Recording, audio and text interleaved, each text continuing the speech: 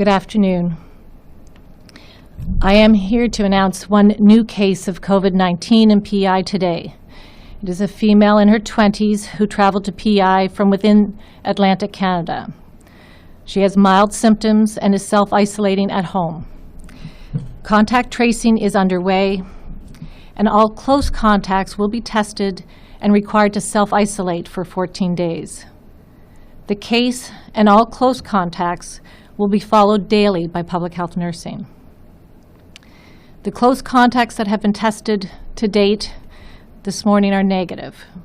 Contact tracing and testing are ongoing, and more information will be available in the coming days. But there are public notifications associated with this case.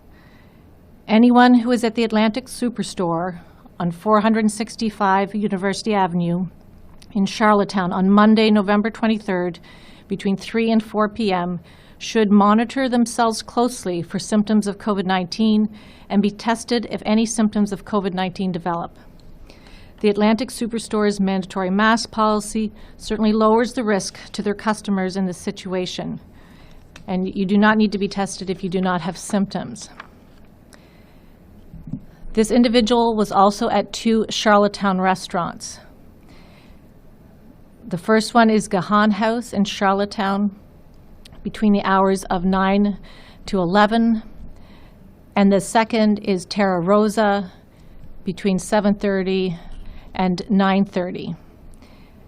Public health nursing will be using the sign-in sheets from these locations to identify the patrons who will be advised of a potential exposure to COVID-19. Again, individuals who need to be tested as a result of a potential exposure at these restaurants will be contacted directly by public health nursing. Also, staff at these restaurants will also be tested, and they will isolate at home until the results come back. So those who are working now are not any staff who were working at that time. And both of those times and those restaurants were on Saturday evening. We will know much more about the risk of transmission of COVID-19 and PI related to this case within the next 48 hours. As I mentioned earlier this week, it is not surprising that we have a case related to a potential exposure within Atlantic Canada. This is not cause for alarm, but serves as a reminder of the need to adhere to the public health measures. These public health measures are effective in breaking the chain of transmission of COVID-19. I know we discussed these measures yesterday and at multiple times, but I'd like to reinforce them today. Increase hand washing and surface disinfection, maintaining a physical distance from people outside your household, and wear a mask when in public places.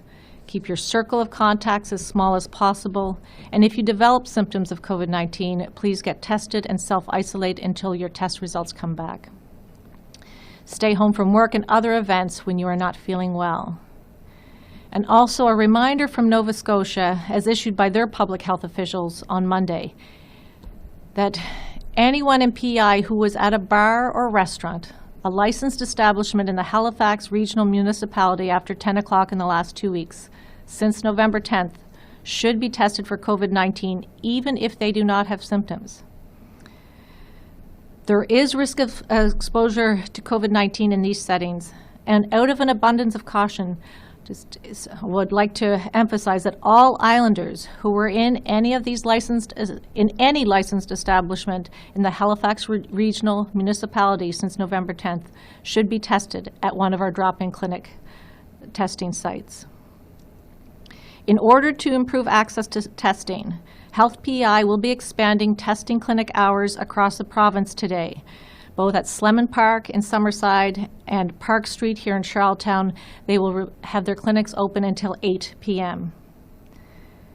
Also note that anyone in PI who traveled within Atlantic Canada between Monday, November 16th and Monday, November 23rd, just prior to the temporary suspension of the Atlantic travel bubble, needs to take extra precautions for the 14 days after returning to PI.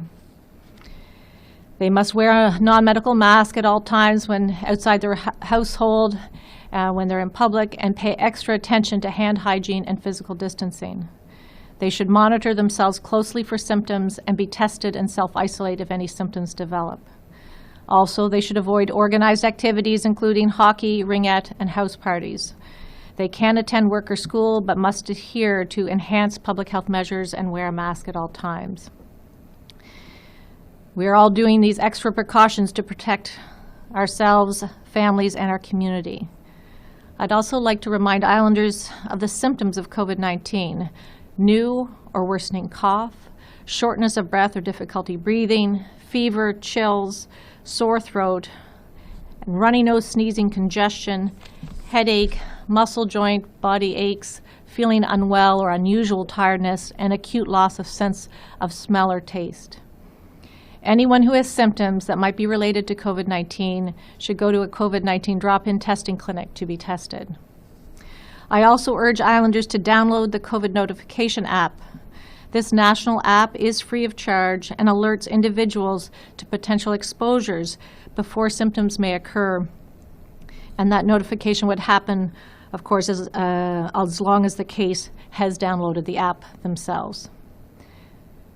I'd like to thank all Islanders for their continued care, concern, and cooperation.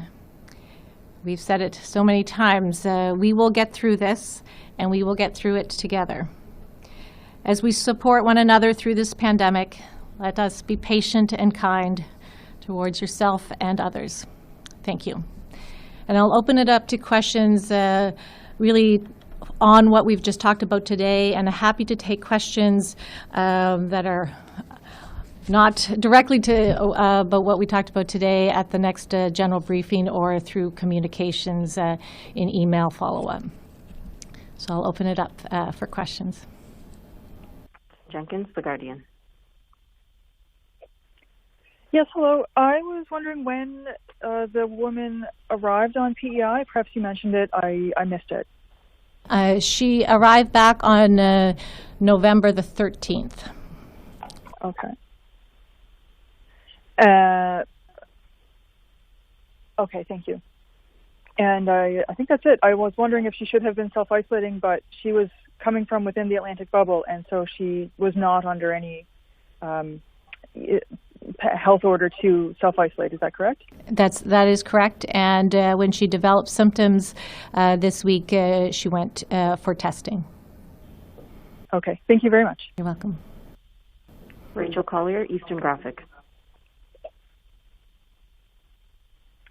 Hi, yeah, I was wondering if right now, as the restrictions stand, if somebody needs to go to New Brunswick or Nova Scotia for a medical appointment, or would they have to self-isolate when they return to PEI?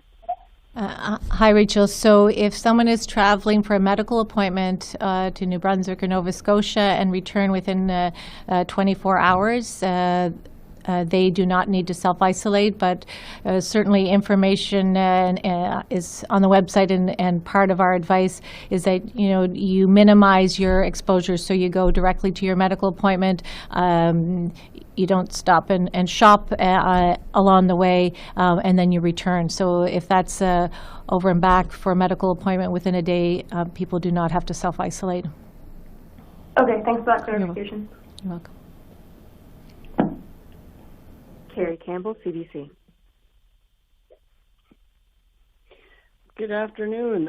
Thanks for the opportunity to ask some questions. I just wonder if you could talk a little bit more about the dates and the circumstances, because you say this person arrived here on the 13th, but the advisories that you're telling us about regarding where they were are coming about a week later. So I'm curious, first of all, if you're confident that the infection did in fact come from Nova Scotia and it wasn't picked up here on PEI. And then also just wondering, were there any other sort of outings for this person over that period where you might want to advise people about as well? So, Carrie, good questions. We as we've done with all our other cases really from the beginning. And this is similar in other provinces. We go back 48 hours from the onset of symptoms, and we do all the testing of close contacts and go back 48 hours from symptoms, and at least as a starting point. So we know the closest contacts are the ones that you have the most exposure to over a prolonged period of time. They might be family members, for instance, and then of course we're including all public notifications that we've just talked about even before the person had symptoms. And if that raises any other concerns, we would continue. But that is certainly very much part of the contact tracing and the guidance around doing contact tracing. So and that has been very standard for us in the last 8-9 months now. Okay, and I just wonder, can you tell us how many tests have been conducted as a result of this one case, and especially how many contacts do you have that you're trying to track down, and what is our capacity right now in terms of doing that contact tracing work? So I spoke to the case this morning, and we were able to do some of the close contacts. I think there have been 3 close contacts that have been tested, and their results have already come back negative. I've spoken with the owners of both the restaurants, and they've provided a list of their patrons during a period of time. And so we have nurses that are reaching out to those patrons now and advising them also to be tested. So I don't have a total number, but I certainly will be able to have a good sense of those numbers in the next day, but we do have the list from both restaurants, and of course it's also trying to make sure, partly today was to make sure that anyone who from Prince Edward Island who had been at any of the licensed establishments, restaurants or bars in Halifax from November 10th on goes to get tested whether or not they have symptoms.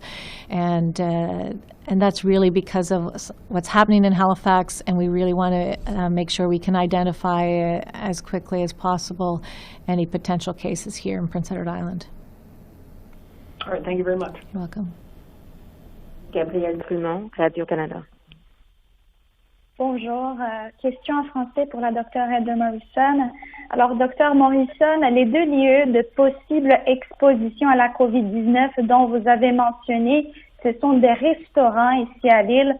On sait qu'à Halifax, on voit déjà la fermeture des restaurants là-bas. Est-ce que vous déconseillez les insulaires de fréquenter ce type d'établissement, des restaurants, au moins dans les 2 prochaines semaines? Bonjour. À ce moment, c'est pas, et je ne sais pas si j'ai même dit ça en anglais, mais c'est pas une cause pour alarme. On vient de dire il y a quelques jours qu'on anticipe des cas ici, et puis on va voir qu'est-ce qui arrive. Mais à ce moment, c'est pas à propos de fermer les autres restos, c'est à propos de chercher pour les cas s'il y en a, mais c'est vraiment les autres mesures. Porter les masques obligatoires maintenant, de laver les mains, de garder votre contact pas grand, le nombre de contacts soit petit, de continuer à faire ça au lieu de faire d'autres changements à propos des restos. Mm-hmm. Parfait, excellent. Et une autre question, ça serait par rapport aux gens qui rendent visite à leur famille ici à l'île pour passer le temps des fêtes. Je sais que depuis la semaine passée, ces personnes qui veulent venir à l'île doivent soumettre un plan de voyage, un plan d'auto-isolement pour leur séjour ici à l'île. Alors, combien de demandes avez-vous reçues jusqu'à maintenant de la part de ces personnes qui veulent venir ici à l'île pour rendre visite à leur famille pour le temps des fêtes? Je ne sais pas les numéros aujourd'hui, mais je suis content d'en chercher pour la prochaine temps pour la presse, mais on peut donner le nombre de personnes qui ont fait l'application de Pre-Approval Travel pour la famille et pour Compassion, pour travailler. On peut avoir ces numéros, mais je n'ai pas porté aujourd'hui. OK, parfait. Claire. Merci beaucoup. Okay. Jessica Dorier-Brown, CBC. Hi, Dr. Morrison. Just given the new areas of public exposure, just wanted to hear from you on how concerned islanders should be at this point about community spread. Hi, Jessica. So I think I said, I think I said it in English, and I just said something similar in French. I don't think this is a cause for alarm, but it's what we mentioned earlier in the week that we would expect and wouldn't be surprised if we saw cases linked to other provinces.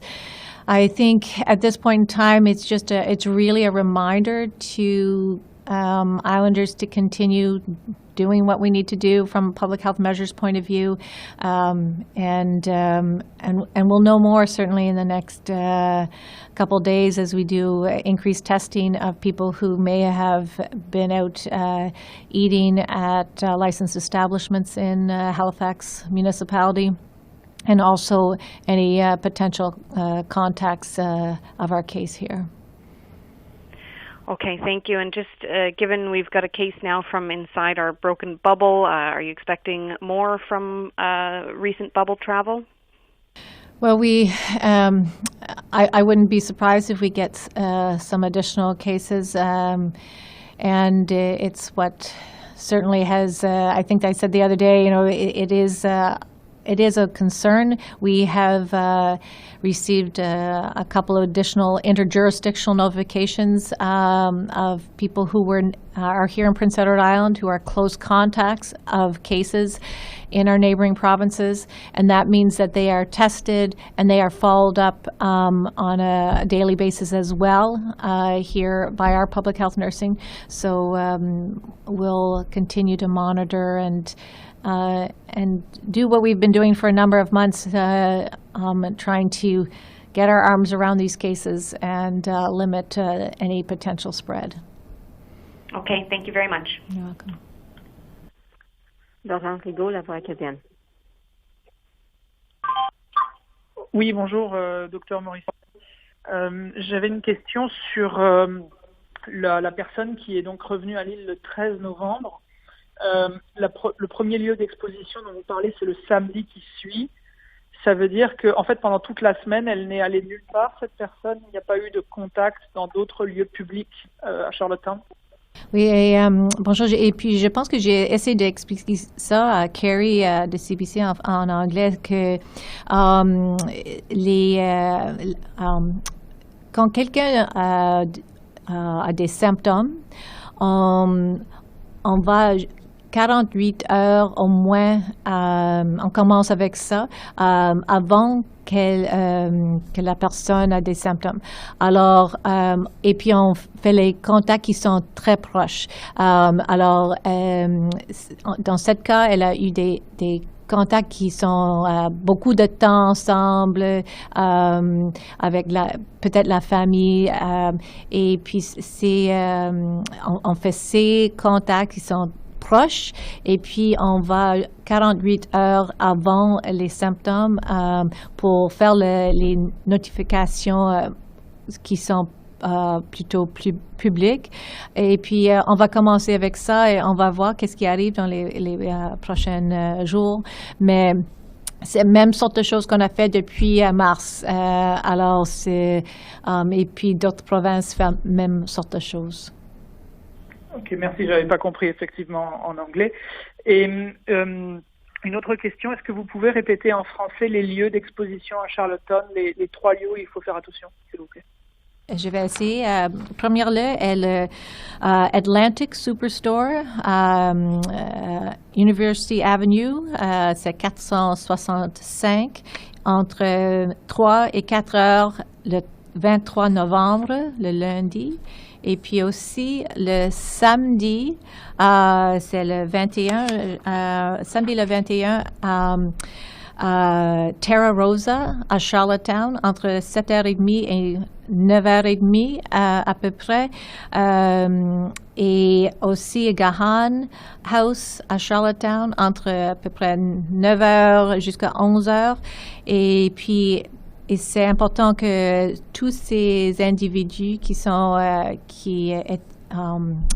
la liste est, les restos prennent la liste des personnes qui entrent, et puis ces personnes, on travaille avec les restos et on les listes et sont en train de faire les appels pour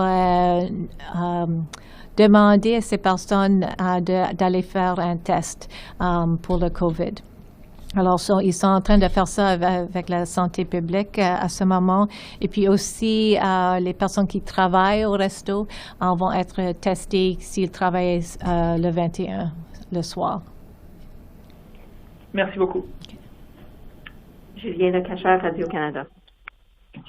Bonjour, Dr Morrison. Dr Morrison, vous avez dit lundi, puis mardi, que toutes les personnes qui revenaient, par exemple, de la région d'Halifax, devaient porter le masque en tout temps, limiter leurs déplacements, limiter leurs contacts. Est-ce que maintenant ce conseil change et toutes les personnes qui ont visité la région d'Halifax doivent aller se faire tester le plus rapidement possible? Et si oui, est-ce que la province a la capacité pour faire tous ces tests? Et puis, j'apprécie, parce que je vais être claire, qu'on demande que toutes les personnes ici, à l'île du Prince-Édouard, qui ont fréquenté les restos, les bars, à Halifax, la région de Halifax, la municipalité de Halifax, après le 10 novembre, doit aller se faire tester, même s'ils n'ont pas de symptômes. Et puis, oui, on a la capacité et c'est pour cette raison aussi on augmente les heures à Slemon Park et aussi à Charlottetown. Alors, Summerside et Charlottetown jusqu'à 8 heures ce soir. Et puis, j'imagine qu'ils vont avoir plus de tests demain aussi. Alors, j'imagine que ça va augmenter, mais je sais que remercie à Health PI parce que les personnes qui font les tests et à laboratoire, c'est beaucoup de travail. Alors, we're thankful. I'm just saying in French, thankful to the lab and to the testers and the testing clinics who will be, and EMS who will be helping out, I believe, too, to extend those hours and to really deal with some increased testing. But we do have the capacity, and we're so thankful we're in that position at this time. Dr Morrison, pour continuer, vous essayez de nous rassurer depuis plusieurs jours, mais est-ce que aujourd'hui l'île du Prince-Édouard n'a jamais été aussi proche d'une transmission communautaire que depuis le début de la pandémie? Bonne question. Chaque fois qu'on a un cas ici à l'île du Prince-Édouard depuis le début, et chaque fois qu'on sait qu'il y a c'était difficile à auto-isoler ou qu'il y avait des contacts, je m'inquiète.